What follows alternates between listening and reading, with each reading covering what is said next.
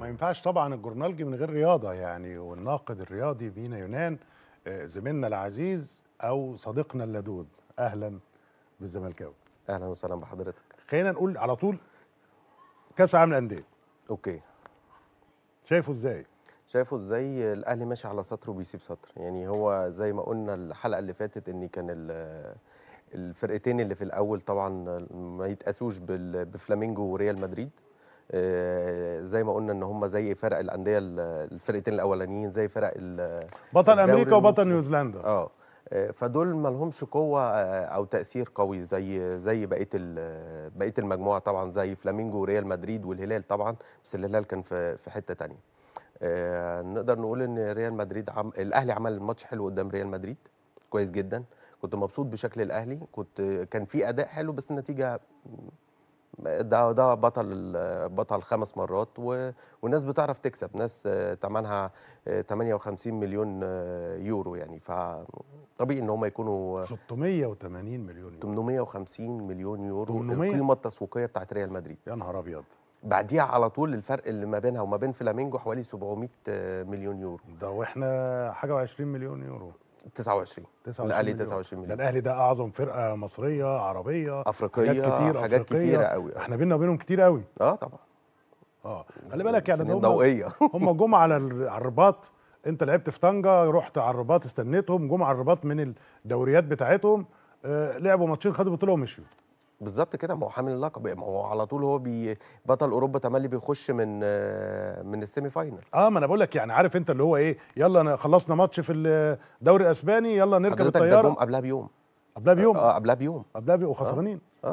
ركبوا الطياره من اتلتيكو مدريد تقريبا، راحوا خدوا الطياره، ركبوا الطياره، نزلوا على الرباط في المطار، لعبوا ماتش الاهلي، بعديها لعبوا الهلال، ده 4 وده 5، سلام عليكم. انا اللي زعلان، هاتوا ال5 مليون دولار عشان ده اللي يهمنا، بصراحه انا اللي زعلان. وسلام عليكم. انا اللي زعلان عليه ماتش فلامينجو، يعني كان محمد شريف في ايده يحول الماتش 180 درجه. يعني انا زملكاوي وقلنا بنشجع الاهلي، طب ليه ما تدوسوا؟ ليه كنت هترجع بالمركز الثالث؟ انما انت كده ايه اللي عملته؟ الاهلي تيتي زي ما رحتي زي ما جيتي، ما عملتش اي حاجه. نعم، يعني مختلف معاك. يعني هو يعني الاهلي هو طبعا محمد شريف طبعا الكوره، ما تعرضوا لنا يا جماعه الصوره بتاعت شريف كده، هو منفرد انفراد يعني بلغه الكوره لما نتكلم هو يعني بوزيشن مش ناقصك اي حاجه، مع اني انا حتى لما جاب الجونين قدام الزمالك او جاب جون مش فاكر قوي، كان شكله حلو برده محمد شريف، وقلت هيرجع تاني، كان المفروض داس على الكوره، وكان بس يعني انا مزعلان من الكوره دي ضاعت، لان كان المفروض تاني. قفشه مش في مستواه في الماتش دوت، بس قفشه ساعات بيطلع له طلعات كده كويسه. هو برضو عندك حسين الشحات منزله اخر 3 دقائق، هو جايبينه 160 مليون عشان ينزل 3 دقائق، والماتش بتاع ريال مدريد كان كل اشاد بيه. طبعا، حتى انشيلوتي نفسه اشاد بيه طبعا قويه جدا. طبعا يعني حسين الشحات كان عامل ماتش فوق الروعه قدام ريال مدريد. خليني اقول لك ان يعني كارلوس كروش، لو رجعنا بالتاريخ لورا شويه هنلاقي ان المدير الفني لمنتخب مصر افتكر رفض ياخد مجدي قفشه، ورفض ياخد شريف معاه في اكتر من بطوله. انت جبت لي حد، يعني انا كنت متضايق من موقف انساني منه، لان محمد شريف لو تفتكر المره اللي نزله وراح مطلعه بعد دقيقه في المنتخب، حتى لو هو كان سيء، حتى احنا كده خسرانين ساعتها، فحتى لو هو كان سيء كنت سيبه، يعني انت تكسر بني ادم. الناس دي ما عندهاش بقى، شفت انت رحت فين؟ انت قلت موقف انساني، الناس دي ما عندهاش كده. لا، ريال عندهم مدريد انسانيات. لا، ريال مدريد انا عشت معاهم في اوروبا 15 سنه وعندهم انسانيات عشت معاهم، فوق ولكن الروعة. مش في اللعب، في الكوره، في الكلام من ده، مش هيبص للكلام. لا يعني انت بتحل مشكله كهرباء في مصر ان الاهلي هيشيل فيها، في اوروبا مفيش الكلام ده، انت هتدفع اللي عليك مش اللي هيدفع لك. ماشي، بس احنا في مصر هنا عارفين ان مشكله كهرباء يعني هو اصلا لفه كبيره، عشان بدليل ان النادي اللي راح له يعني قفل. كهربا لف الكره الارضيه عشان يرجع الاهلي، يعني يمشي من الزمالك ويروح الاهلي. يعني هو انا مش عايز اتكلم على كهربا قد ما بتكلم على الريال. لا، خلينا نفتح موضوع كهربا، لان حضرتك لو تفتكر عملت عليا حفله من حلقتين تقريبا او من 3 حلقات، قلت لي ان كهربا لعب اهو في كاس العالم، وكهربا لعب في الدوري وجاب فيكم جوان. انا بقول لك اللي حصل. حفلت عليا يا استاذ خالص، بقول لك اللي حصل. اقسم بالله انا مستنيها لك وجاي لك النهارده عشان اقولها لك. احنا ايه كهربا دلوقتي؟ احنا كهربا لعب، احنا عندنا رساله اعلاميه بنقولها. تمام. عندنا خبر. تمام. عندنا خبر. طب حضرتك عرفت ان الخبر بتاع احنا لعب كهربا؟ قلنا لك انه لعب. طب حضرتك عرفت الخبر؟ راح كاس عالم انديه. بتاع الكاس لما قالوا ان هو خلاص في خلال 60 يوم يكون دافع الغرامه بتاعته. وبعدين انا عايز اعرف مشكله النادي الاهلي في ايه، ان هو النادي يدفع. الاهلي قال الفلوس في البنك بتاعت هو ما كهرباء طلعش قال كده، يعني ما قالش كده. الموضوع. طب ما يدفعوا. المشكله ان هم يدفعوا. بص، المصادر قالت ان في فلوس كهرباء احنا وعلى فكره سيد عبد الحفيظ قال محمود الخطيب مش ناسي كهرباء ولا هيسيب موضوع كهرباء يعني، وفي الدليل ان كهرباء بيلعب في النادي الاهلي. ما هو بيلعب، واحنا ما قلناش ان هو مش هيلعب، احنا قلنا ان هو لو ما دفعش مش هيلعب.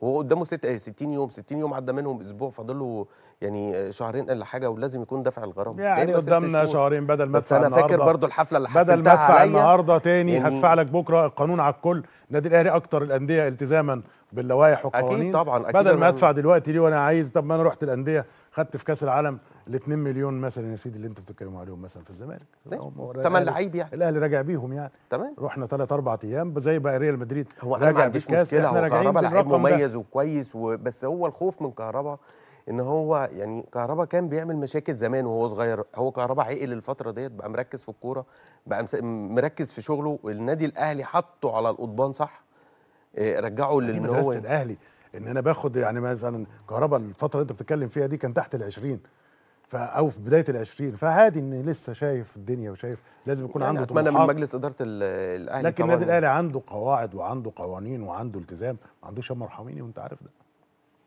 يعني خلينا نقول كهربائيه. خدتني من شريف وقفشه مع كارلوس كروش وما رضيتش تقول لي انت خدتها في موقف انساني. هو احنا مش كارلوس كروش رفض شريف وقفشه ان يروحوا معانا السنغال عشان يلعبوا ماتش المؤهل لكاس العالم؟ حصل. ورفض ياخدهم معاه في افريقيا، ورفض ياخدهم معاه في بطوله الامم العربيه. والسوشيال ميديا ساعتها اتحكمت في الموضوع، وكان ساعتها موضوع كبير، وضغطوا على الراجل وضغطوا على الجهاز الفني ان هو ياخدهم. وبعدها تقريبا لما خدهم نزل محمد شريف دقيقه وراح. اللي هي زعلتك، اللي هي زعلتني اللي هو اصلا كان ساعتها شريف كان هداف على فكره الدوري، وكان مجدي قفشه على احسن فكره. اقسم بالله محمد شريف هداف كويس، بس هو البني ادم الطبيعي حتى بعيد عن الكوره وبعيد عن اي حاجه، هو لو دخل في دوامه او دخل في حاجه مضايقاه هيفضل يستمر فيها. تاني انت شايفه كده، انا شايف ان محمد شريف لعيب كويس طبعا جدا، ولكن فلنة الاهلي كبيره، مش هو ده هداف النادي الاهلي ولا هو ده راس حرب النادي الاهلي. مجدي قفشه انا مش هاخدك عشان حسب اهوائك تعملي القفشه ممكن او القضيه ممكن، فانا لا، الكلام ده مش الاحتراف او مش النادي الاهلي اللي بيروح يلعب بره في اوروبا وبيلعب بره في كاس عالم للانديه. ينفع في انديه تانية طبعا ينفع، لكن ما ينفعش. خلينا نتكلم ونقول ريال مدريد يعني بينت المسافه اللي بيننا وبينهم كعرب مش كمصر او كانديه مصريه زي النادي الاهلي. ما عندنا الاهلي خد الاربعه، الهلال خد الخمسه، فالناس دي مسافه بيننا وبينهم كبيره جدا. طبعا القيمه التسويقيه دي مش ببلاش. القيمه التسويقيه انت شفت الناس بتعاني معاناه قد ايه في حجم الغيابات وحجم الاصابات قد ايه، ومع ذلك الصف الثاني بتاعهم عملوا ايه؟ طبعا ريال مدريد براند ده بيبيعوا وبيعملوا. انا كنت في اسبانيا من حوالي 6 سنين، بيبيعوا اقلام جوه النادي، اقلام مكتوب عليها ريال مدريد. ده بعيد عن التيشيرتات طبعا والشورتات والحاجات اللي هي بتاعت الرياضه، بيبيعوا اقلام وميداليات وكل حاجه ماركتنج. ناقصنا ايه عشان نبقى زي الناس دي؟ ناقصنا ايه؟ يعني انا ابتديت اشوف بوادر امل. يعني عندك دكتور اشرف صبحي وزير الشباب والرياضه عامل حاجه اسمها كابيتانو مصر، متابعها كويس جدا. اتمنى عايزين نطلع صلاح 100 صلاح تاني، نطلع زي احمد حسام ميدو، ونطلع زي احمد الكاس، ونطلع ناس كتيره كانت محترفه، وهاني رمزي، وناس كتيره احترفت وكانت محققه نتائج كويسه. يعني لازم يبقى عندنا ده. انا شايف الفكره بتاع كابيتانو مصر بتاعت الدكتور اشرف صبحي فكره حلوه جدا يعني.